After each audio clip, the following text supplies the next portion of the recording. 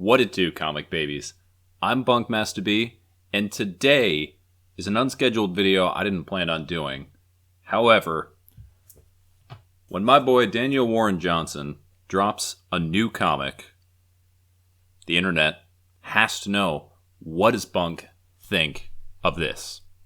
So, I went out, I grabbed issue number 1 of Transformers, out today, as of when I'm filming this, as of at least yesterday by the time you're filming this, from Image and Skybound Studios. And because I'm a silly man, I had to grab not only the cover A, but also the 1 in 25 that you see here from Cliff Chang, also my boy. You guys can both be my boys. So, I'm coming into this, obviously I love Daniel Warren Johnson. I'll buy anything that he does. But I wouldn't really consider myself a big Transformers fan. I grew up with the franchise, just like, kind of everybody else did back in, coming out of the late 80s, 90s. I had the toys, I played with them. I didn't actually end up watching the movie until college, but, I caught episodes here and there of the show. I wouldn't say it was one of my favorite properties, but it was one, I've got some affection for it. But, again, none of that matters, because the thing I'm coming here for is Daniel Warren Johnson's name is on the cover, so I'm checking it out. So with that being said, I want to talk a little bit about my thoughts. This isn't going to be a standard overview. I'm not going to be showing any kind of interiors. This one's still brand new. I don't want to inadvertently spoil anything. There'll be a panel or two that I'll put up. They may have been in preview images, but really, I kind of want to just give you my thoughts on this one. So, we start out I would say most modern Transformers media, meaning basically the Michael Bay stuff. And we start not actually with the Transformers themselves, but we start with humans on Earth. And so in this case, we get the classic beginning of, a Daniel Warren Johnson family story. We get a son named Spike going up to his dad. Spike is wearing a rad orange vest, so I think DWJ is trying to play on some more 80s vibes with a Marty McFly thing going on. And his dad's been drinking at a VFW beer hall for a while. And there's an allusion to a family member who's no longer with them. Presumably it's Spike's brother, it's the dad's other son. You see that things aren't going so great.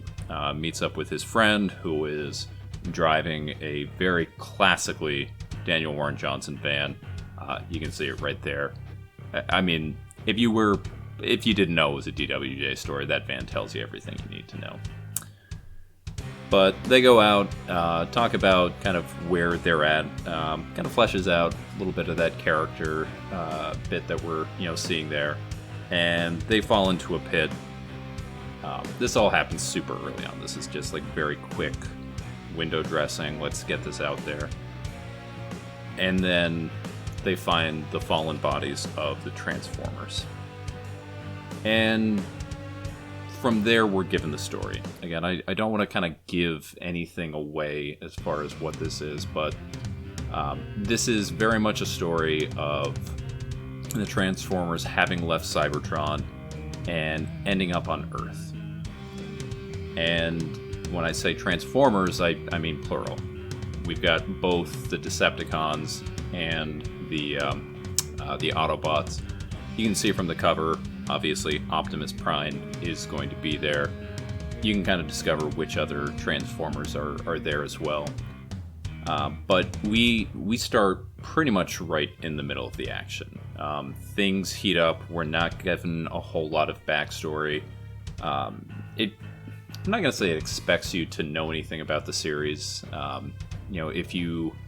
If you're familiar with Transformers, you'll know what Cybertron is, you'll know what Energon is, different things like that. But basically all you need to know is that cool big robots are here doing cool big robot things.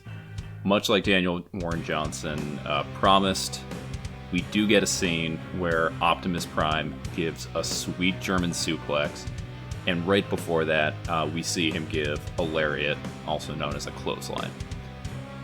And as cool as those moments are, that actually takes me to my biggest criticism of this particular issue. I've talked before here about how the thing that I love about DWJ's art more than anything else is the kineticism. There's that movement, there's that energy. Nobody does movement, I think, like him right now in Western comics. And you get less of that here when you're drawing humongous robots. Robots don't move like people do, don't move like monsters do. They move like robots. And so he captures that really well. But I think it is a little bit to the detriment of his style. By being, trying to sort of accommodate the sort of metallic form that's going on there. For me, at least, it lost a little bit of that DWJ magic. So, the moment of Optimus Prime giving the lariat, it didn't quite feel as impactful as I think it could have and I was hoping for. Now, that's a pretty small thing because I think DWJ kind of knows this, and we got, there's a little bit of fan service that you get there. But there's not a ton of that. I mean, this is not a series, this isn't Transformers the fighting game that we're seeing here. Like, this is a guy who knows what he's doing with the Transformers property. So, what we are given there then is very cool action sequences that fit a little bit better to what that's going to be. We get Optimus Prime as a trailer. We get the different robots and their transforming vehicles. We get one page that actually switches from a portrait, this orientation, to a landscape. So it flips over like that. And it works really, really well. And, I mean, of course, look at this cover. Just look at that. DWJ has been drawing Transformers his whole life. It's a property he loves. He grew up doing this. He gets their lines. Even, with a character like Optimus Prime who doesn't have facial expressions, he's still able to impart feeling, sometimes with even just little things like how open the shutters are of his eyes, or more often than not, kind of the backgrounds that are going around it. And for a DWJ story, you need something like that because, of course, there's always going to be amazing action, but the heart is going to be the heart. It's going to be those character moments that you get there. And this issue is no exception there. We definitely see some moments of characters taking stock of where they've been, keeping up with each other. This is going to be a character-driven book that has huge action sequences, big explosions, things like that. It's going to be a Daniel Warren Johnson book. It's also probably going to be the most brutal Transformers book I've ever read.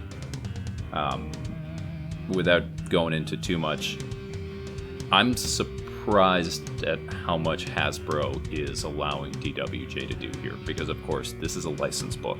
Hasbro owns the license, or owns the Transformers property. It's just being licensed by Skybound. So anything that's going on in this book, Hasbro has to okay.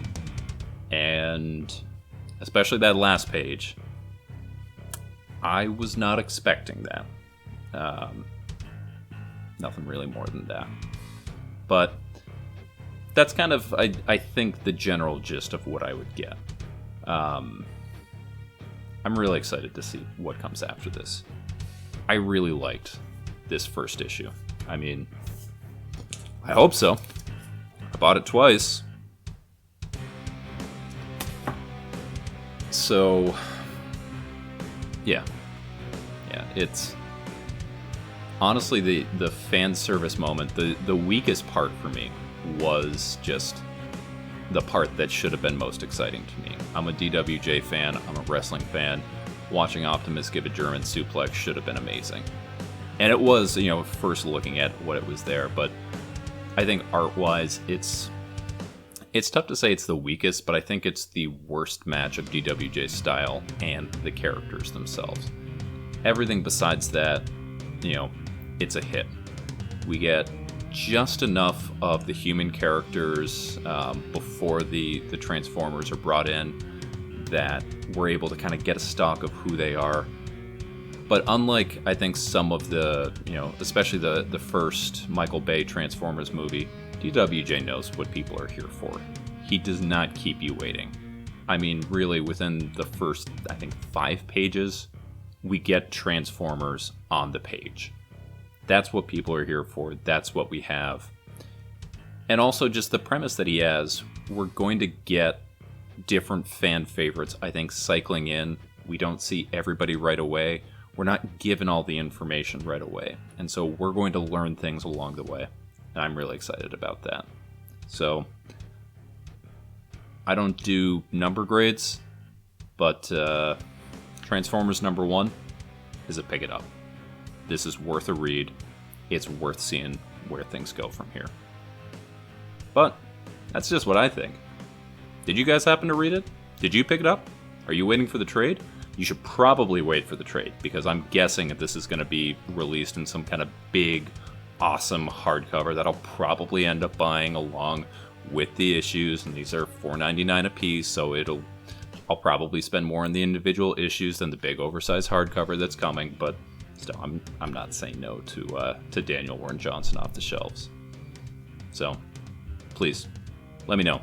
Did you read it? Did you like it? Are you planning on checking it out? Or are you sick of me talking about Daniel Warren Johnson? Because if so, it's not gonna stop. But hey, I've been Bunkmaster B. You all have been amazing. I'll catch you next time.